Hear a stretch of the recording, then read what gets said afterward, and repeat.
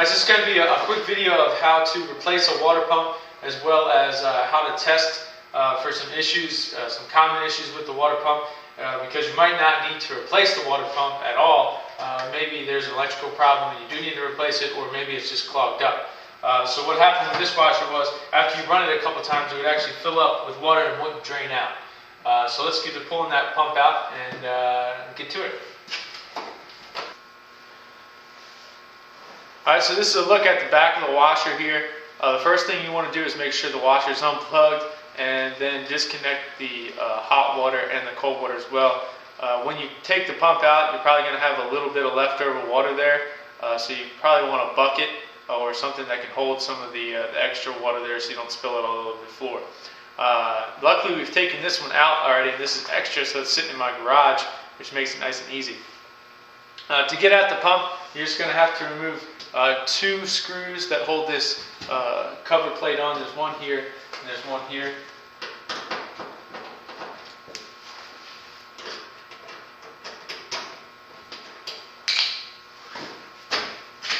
And then the whole thing pops up and then comes back out. So the pump is deep inside here, so we'll zoom in and take a look at that. Alright, so here's your basic look at the pump while it's in the washer here. Basically, I've taken these clips off already. There's two clips there. You just squeeze them together and you pull them back. Before you do that, this gray hose here, that's going to be your drain hose. It probably goes up to your drain. What I do is I turn that upside down, and most of the water goes from this hose into your bucket if you have any leftover water.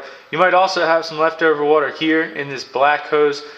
This basically goes from the drum into your pump. The pump then pumps it through your drain hose here.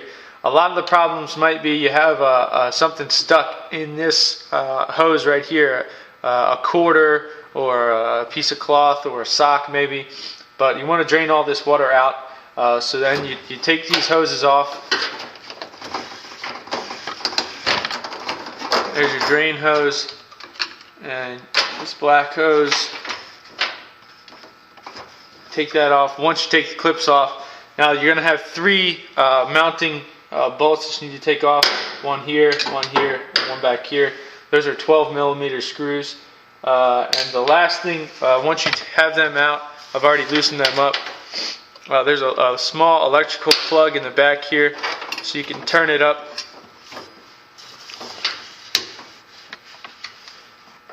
Squeeze the clip and you can take that out.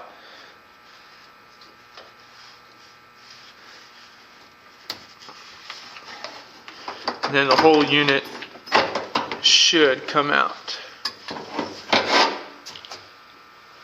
So here's the plug. It just has a small white clip at the top. You squeeze that in and it releases it. Okay? Let's take this to the bench and see what we can do. Alright, so here's a look at the pump as it sits outside of the washer here. So basically this was the side where the black hose was coming in. This is the outlet side where the gray hose was.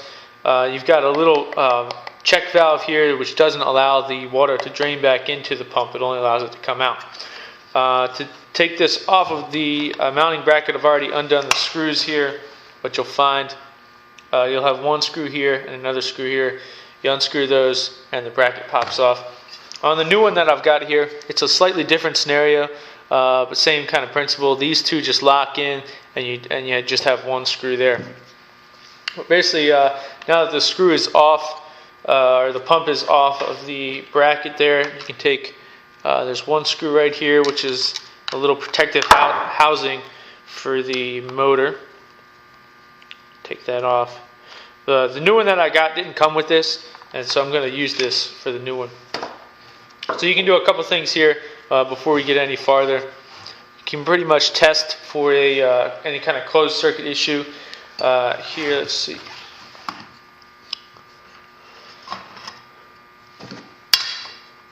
So I've got my multimeter here, and I'll just set it to ohms. You can see if there's any resistance issues. So you can see there it's 1. I take these two, I touch them together, and I go down to 0.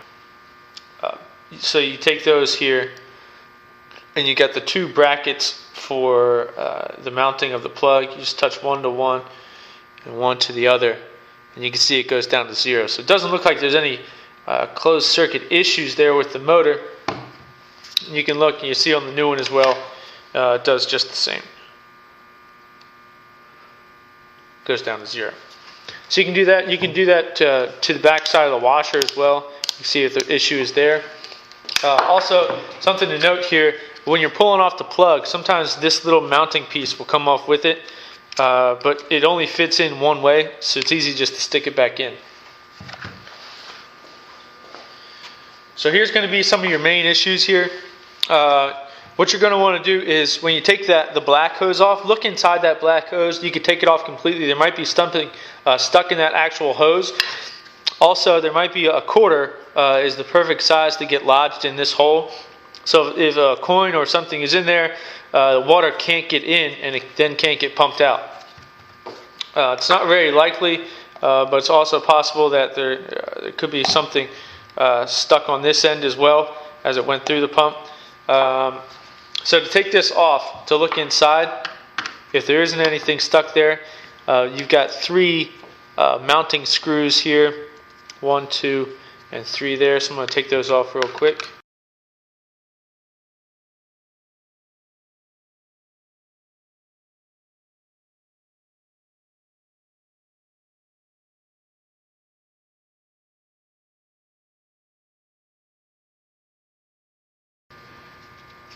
So this the gray area, so that's pretty much the motor, and all of the white area you could think of as the pump with the impeller as well.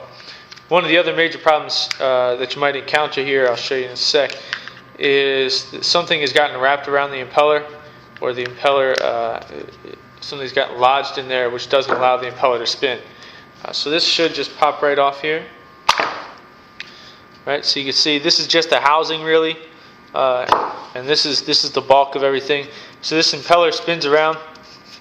You could find a lot of times something might get lodged in here, which doesn't allow this to spin and doesn't allow the water to pump. Something else to check here is this. There's an O-ring right around the outside here. Sometimes that can go bad because this is really what keeps the seal. So it looks like what happened in this pump actually.